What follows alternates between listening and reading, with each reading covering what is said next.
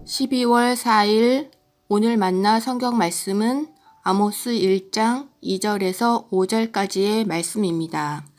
아모스가 선포하였다. 주님께서 시온에서 부르짖으며 예루살렘에서 큰 소리로 외치시니 목자의 초장이 시들고 갈멜산 꼭대기가 마른다. 나 주가 선고한다. 다마스쿠스가 지은 서너 가지 죄를 내가 용서하지 않겠다. 그들이 쇠 도리깨로 타작하듯이 길르앗을 타작하였기 때문이다. 그러므로 내가 하사엘의 집에 불을 보내겠다. 그 불이 베나닷의 요새들을 삼킬 것이다. 내가 다마스쿠스의 성문 빗장을 부러뜨리고 아웬 평야에서는 그 주민을 멸하고 벳 에덴에서는 왕권 잡은 자를 멸하겠다. 아람 백성은 기르로 끌려갈 것이다. 주님께서 말씀하신다. 아멘. 오늘 만나러 만나주시는 하나님을 기대합니다. 아모스는 남유다 우시야 왕과 북이스라엘 여로보암 왕이 집권하던 시절에 선지자로 부름받았습니다. 두 왕국이 경제적으로 가장 번성하던 시기였습니다. 그런데 하나님께서는 이례적으로 남유다 출신의 목자여 농부였던 아모스를 불러 북이스라엘에 대한 경고와 심판을 전하게 하실 정도로 당시의 죄는 심각했습니다. 북왕국은 예루살렘 성전을 버리고 자신의 영토 베델과 단에다 여호와 하나님이라면서 금송아지를 세워놓고 경배하게 했습니다.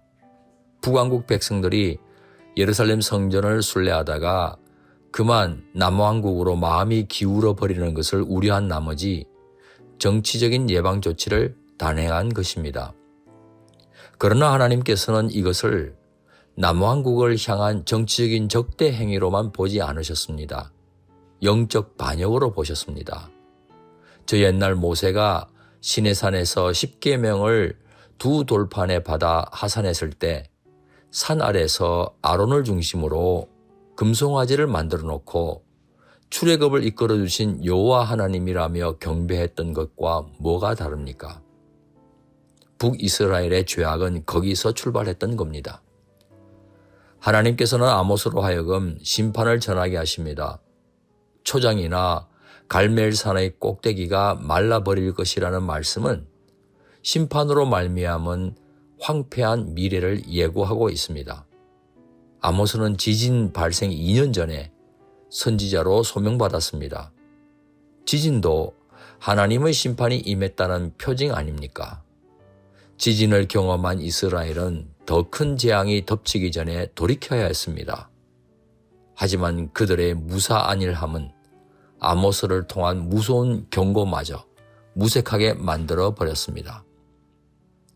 하나님의 심판 신탁은 먼저 이방 부족들을 향해서 전달됩니다.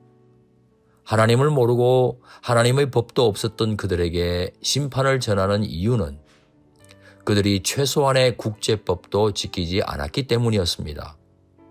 명시된 법조문이 없다 해도 양심의 법은 모든 인류에게 살아있기 마련 아닙니까? 하지만 주변 국들을 침략하고 탈취하는가 하면 반인륜적인 악행까지 저질렀습니다. 비록 하나님을 모르는 민족이었지만 하나님께서는 모든 인류에게 창조 질서에 맞는 책임을 부과하셨던 겁니다. 약자를 억압하고 인권을 침해하며 생존을 위협하는 강자와 승자 중심의 세상 질서를 하나님께서는 결코 용납하지 않으십니다. 하나님은 선민뿐만 아니라 열방의 주인이자 통치자이시며 심판주이십니다. 하나님의 정의에는 예외가 없습니다. 자국의 이익만을 위해 무력으로 주변국들을 겁박하고 침탈하는 세상의 그 어떤 체제도 정의의 하나님께서 좌시하지 않으십니다. 죄가 임계점에 도달하면 묵과하지 않으시고 예외 없이 공의로 심판해 오셨습니다. 지금도 마찬가지입니다. 다만 오래 참고 계실 뿐입니다. 아모스 선지서는 열국을 향한 하나님의 진노로 시작하지만 결국 우상을 숭배하고 열강을 의지하는 당신의 백성 이스라엘을 향한 분노로 치닫고 있습니다.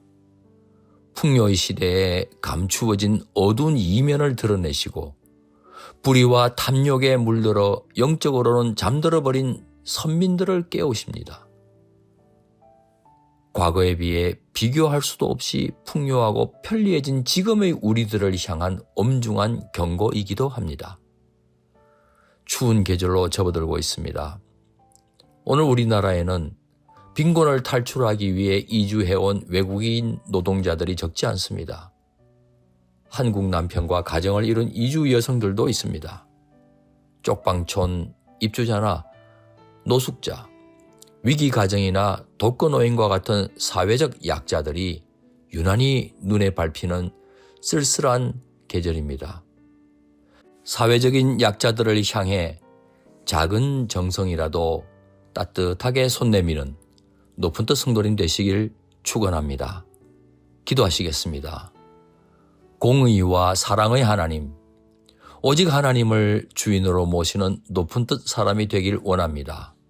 궁핍할 때나 부유할 때나 온 마음 다해 하나님을 사랑하고 이웃을 사랑하며 살아가게 하옵소서. 귀하신 예수님의 이름으로 기도합니다. 아멘.